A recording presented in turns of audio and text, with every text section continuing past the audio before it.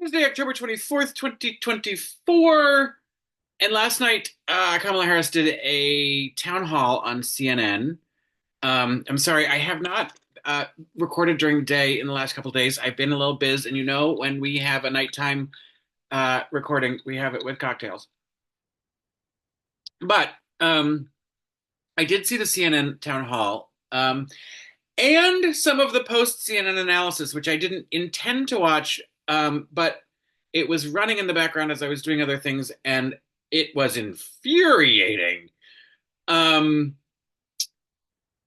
but the View today covered the town hall, and as expected. By the way, with the four people on the panel and not Alyssa, this show only needs four people. It doesn't need a fifth panelist. So the next time someone leaves, you don't need to replace them, whoever it may be. It'll be Sarah. Anyway, so you know,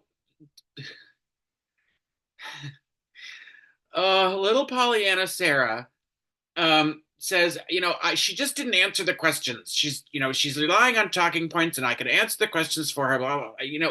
Sarah, listen. This was a group of undecided voters, and they're asking questions, and everybody wants a very specific answer about these are the exact things that are going to happen based on this issue. No presidential candidate is ever going to answer a question like that. She's been unequivocal about reproductive health. That one's non-negotiable. A lot of the other stuff, there's a lot of other factors that have to weigh in. She's letting you know the kind of president she's going to be and the direction she wants to go and what she wants to achieve. She is not going to know what no presidential candidate answers those questions with like, here's how it's going to go, bing bob boom. And when Sarah says, she I don't know. I need to know, and I want to know, and I want a little more, and I want to. It's like you're exactly the problem. How much more do you need to know about her to vote for her? And this whole thing with these undecided voters that don't know her, and that's part of the problem. And what she's facing is people are saying, "I don't know enough about her." So she's going around and she's giving the same message. She's being consistent about her message, so that it can't be misinterpreted that I said one thing to one group and a different thing to another group. It's it's always she's been very consistent through this entire campaign, which has only been a little over 90 days. By the way, that's all we need. And so anybody who says they don't know enough about her hasn't been trying to know anything about her. And Sarah, yes, you are inundated, so you hear the same things over and over again. I'm just as frustrated. I saw um, that town hall, and it was like, I don't. This isn't for me. It literally, I am not the audience. I'm already on board, um, and that's not who she's trying to reach. So for you to say you're not reaching out to me enough, even though you're already on board and you're going to be a voter, is just a really selfish, dangerous thing. She's not looking to get us anymore. She's already got us. She's trying to get the people, the stragglers, the people that are trying to find a way away from Trump and a reason that they can feel good about voting for her. Those people that are still, sort of in the margins. And unfortunately, they still exist. I don't know why. It's just going to take a lot to convince them. And so she has to do things like this and be consistent across. She's not talking to us anymore, Sarah. And that's okay. We shouldn't be complaining about that. We need her to do her job to get as many people on board as possible. So we're already on board. Let's just support it. It's like, it's not that difficult. Um, so fuck you, Sarah, for all of that, because that's exactly the wrong way to be thinking as someone who's a supporter of the candidate. And uh, then they did a little bit of some of the undecided voters, and for the most part, those undecided voters said things like, I still don't necessarily agree with her, but I appreciated her approach. I respect the fact that this is what she's saying. They respected the fact that after the thing was over, she went up and talked to them individually, and had a discussion. And they said, I can respect the fact that we have a difference of opinion, but she's willing to listen. And I need to be able to do the same. And and that one woman that they showed today on the View who said, I don't want to hear this trashing each other. Like, we don't even know who they're talking about. You might not know who they're talking about, uninformed, you know, undecided voter. The rest of us do, and we do care. And to Sonny's point, the only things she said about Donald Trump were true. She wasn't bashing him, and she's taking quotes from people who have worked with him. That's not high school gossip. That's say, hey, alarm bells. He's an asshole who's just bloviating and saying insulting, stupid things and making up nicknames. He's the child. So don't both sides that, you dumb, dumb lady. I agree with Joy. She's just an idiot. And boy, did Joy get worked up. Woo, hoo, hoo. I don't like, how is she going to manage to get there the next 2 weeks? Um, but I 100% agree. It's like, how much, and Whoopi said this, like, what do you need to know about this woman to get you to vote for her instead of the fascist dictator, aging dementia criminal pig? By the way, he's getting sentenced in his felony conviction at the end of November. I think we're all forgetting that. He's getting sentenced for his conviction. It's 34 felonies. He could very well, at the end of November, receive some sort of, um, if not incarceration, uh, confinement. So let's not forget that. He also has a whole bunch of other court cases pending that we're not going to get to after the election. But the CNN coverage, Dana Bash was like, I don't think she moved this over the goal line. And they were all like so dismissive. And it's like, sweetie, yes, I'm calling Dana Bash sweetie. This isn't for you. It's not about getting it over the goal line for you. And you clearly, Dana Bash, don't understand what it is these undecided voters want, because the vast majority of them that they talked to after that CNN town hall completely disagreed with you and said, I can respect and understand where she's coming from, and I respect the answers, and actually had positive feedback for what happened. So fuck you, Dana Bash. And as much as I can't stand Van Jones, sort of an Uncle Tom, and who will just ride the coattails of whatever's in power to try to stay close to what he thinks of an air of influence, at whatever moment in time. What a like fucking panty waist that guy is.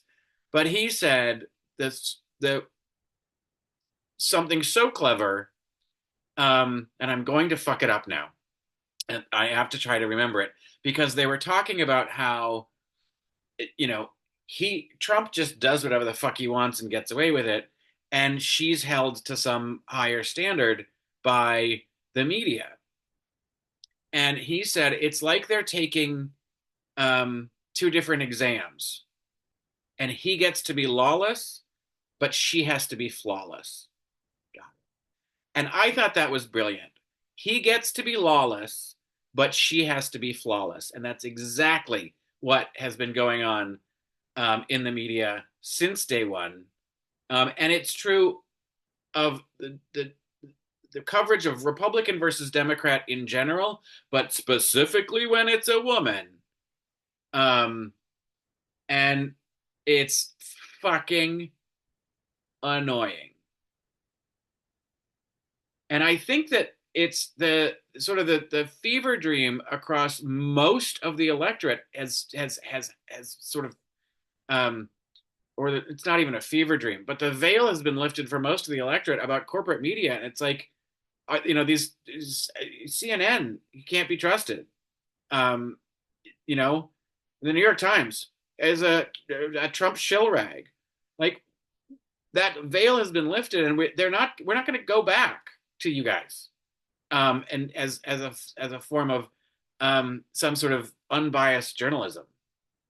Uh, and people want to say, "Oh, CNN, is left leaning." Fuck that! It's not. It has not been this term or this cycle in any way whatsoever. It's always, and corporate media has always been harder on the Democrats than the Republicans in the last 40 years, so as not to appear as if they're being biased because they've been labeled as the liberal media, even though there never was a liberal media.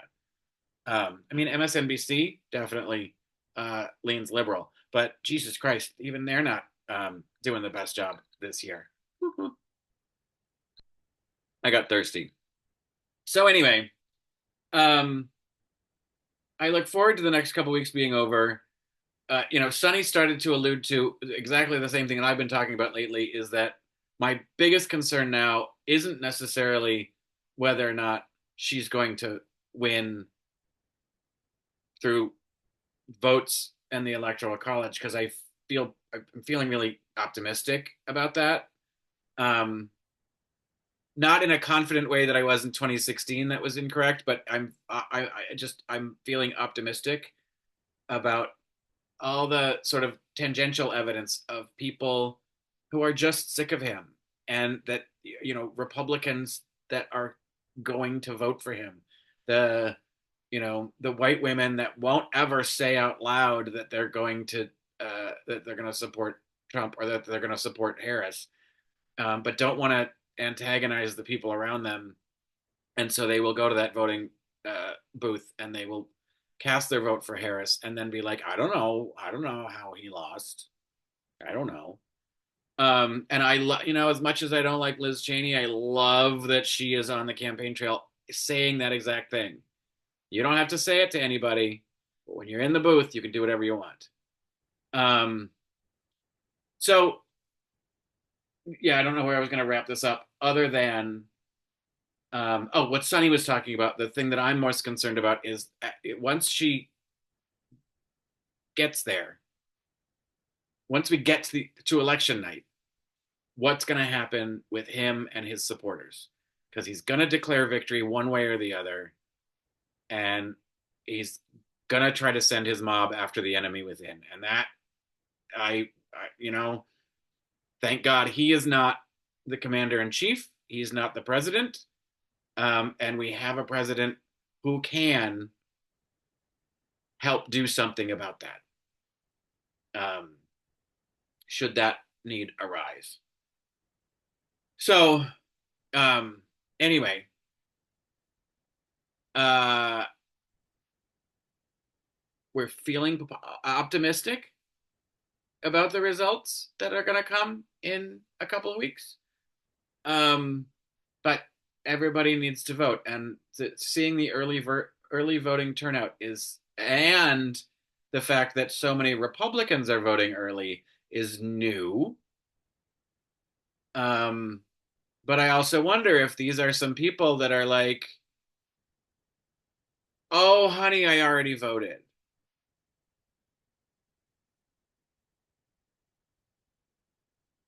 Because they don't want to be in the room and have to, you know,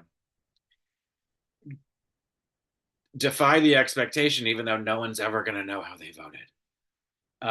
But my whole point again about the coverage and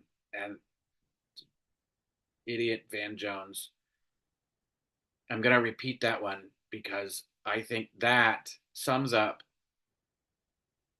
this election cycle so succinctly, and the media coverage of it, and is such an indictment of the media coverage. And I wish that the media would be held accountable in one way or another, for allowing him to be lawless, but requiring her to be flawless. And somehow we need to make the media know that we don't accept this anymore.